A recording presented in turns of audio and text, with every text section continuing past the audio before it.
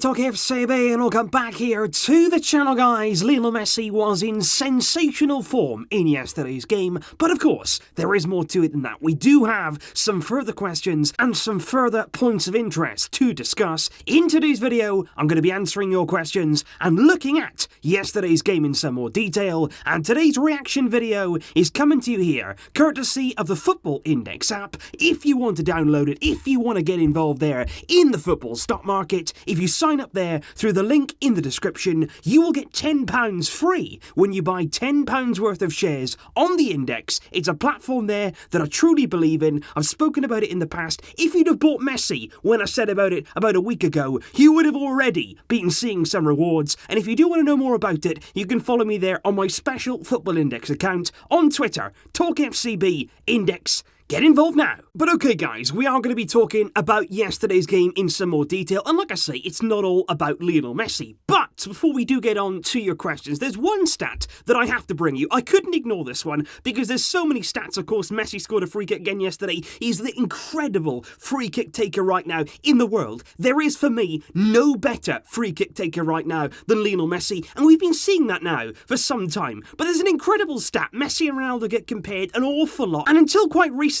it was almost thought that Messi and Ronaldo, in terms of free kicks, were quite similar in terms of ability. And that right now couldn't be any further from the truth. Lionel Messi, since Ronaldo has joined Juventus, has scored 10 free kick goals. Ronaldo has got 9. And no, I don't mean he's got 9 goals. I mean Ronaldo has got the free kick over the wall 9 times. Messi has scored more goals than Ronaldo has got them over the wall. Unbelievable, Lionel. But okay, let's kick off right here with the first question surrounding the sort of role of Arturo Vidal. Because I had a few good questions here coming in about Arturo Vidal's role in the team, whether he should start more games, whether Sergio Busquets should make way for him in the long term going ahead this season. What should that trio be in midfield? And I think with Vidal, I've said it before, it's quite an interesting situation because when he plays, you can see there, he does give an enormous amount to the team. He came on in the Champions League, remember, against Inter Milan. He made an enormous impact in that game when we made the comeback. He was instrumental in that, and he really does have a fantastic impact in coming on in midfield, but getting forward there into the forward areas. And what I would say about Arturo Vidal is, he's a disruptor. He comes on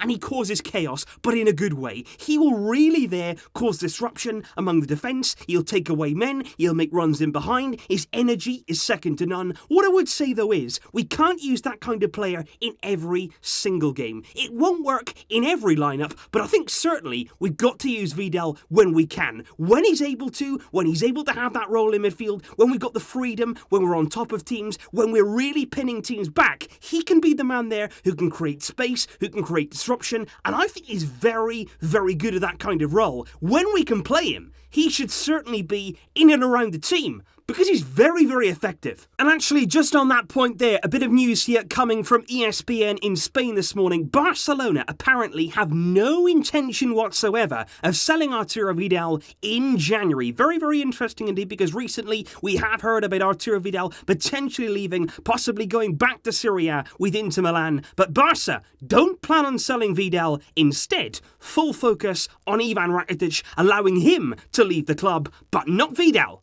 They want Vidal to stay right here. And also here, guys, some interesting questions and some very well-made ones on Ansu Fati. And to be honest, I do want to talk a bit more about Ansu Fati's performance yesterday, because at the camp now, it was a big start for him 2 days before he turned 17 years old. And I've got to say, yesterday, there were a few signs of that young age, of that lack maybe of maturity in Ansu Fati's game. But still, what I have to say about him is, he always tries to make things happen, even though he was giving away the ball, even though yesterday, everything that he was trying wasn't quite coming off. He was still giving it that effort. He didn't shy away. He didn't just go into his shell. And that's why, for me, Ansu Fati, he's not going to go anywhere. Yeah, right now, he might not have as many minutes. He might need some more time to grow into that role, to really be mature, to make the right choices. But he's not just going to shy away. He's not going to disappear into the shadows. This man is here to stay because he's got that attitude. He's got that temperament where he'll keep trying. He'll keep going until he makes it work. And and I've got massive, massive faith in that man. But yesterday, it didn't quite come off for him. There was one moment, though, of absolute genius, whereby if Frenkie de Jong had been on the similar wavelength, it could have been a wonderful assist. The ball there was played into Ansu Fati. It was a lovely little back heel, perfectly timed,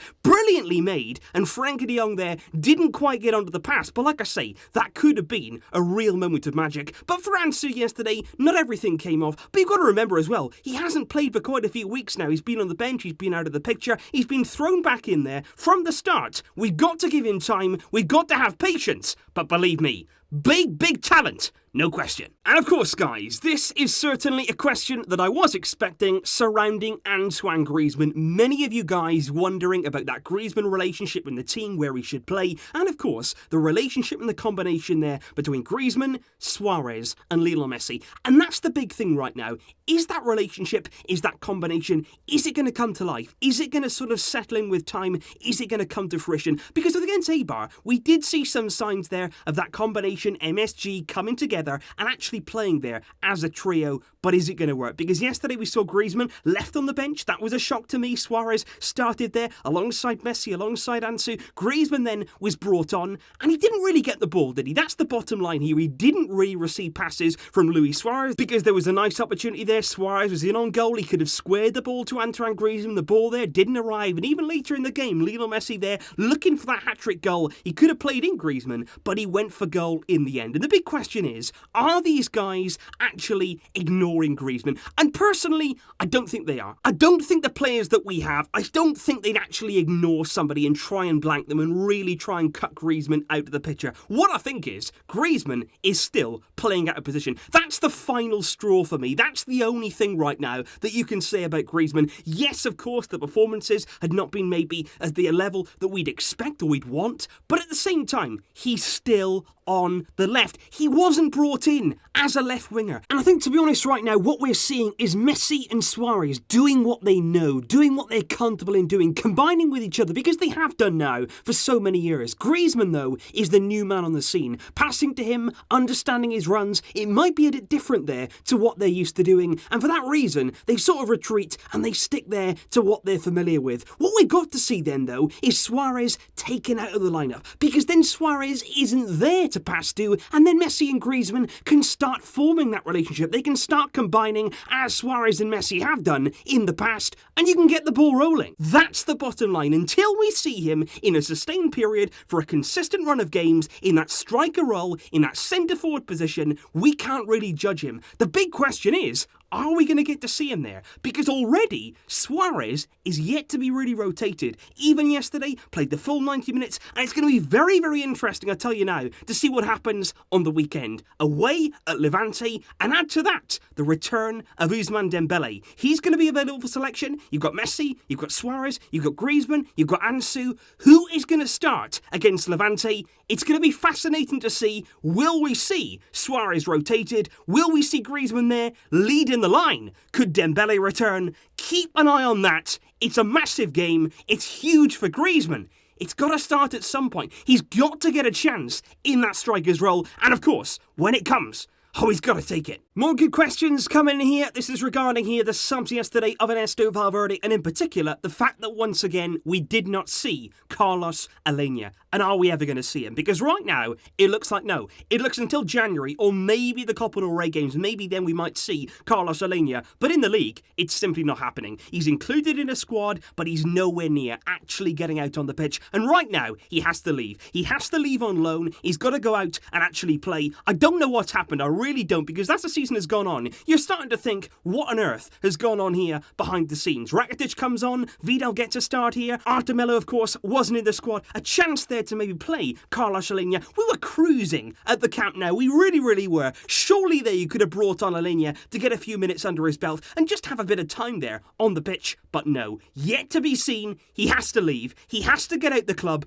go and play football, go and show that talent. He does have it. He really does. And it's so unfair right now to see what's happening with him. He is being sacrificed. Rakitic, the man we're trying to force out, is being brought on. Sergio Roberto came on as well for Jordi Alba. And ultimately, there's no place right now, none whatsoever, for young Carlos Alenia. And just finally, guys, in the end of yesterday's video, I did say that Jordi Alba was subbed at the end of the game with a little bit there of discomfort. We are wondering whether it was going to be an injury problem once again this season for Jordi Alba. But good news, Rack 1 have come out this morning. They've said that sub there was just a precaution. We shouldn't really expect there any lasting damage to Jordi Alba, and he should be fine, providing everything goes well in today's training session. He should be fine there to face Levante on the weekend. No problems there for Jordi Alba. Let me know what you think, guys, and let me know what you think of all the topics that we have discussed in today's video, because that's what it's all about. It's all about opinions. I love hearing your thoughts. I really, really appreciate you guys sending me all of your questions. I hope that I've given you guys a few of the answers. Let me know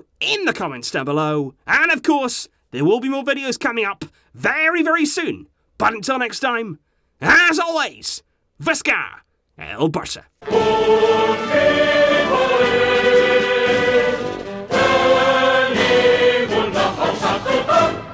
Barça!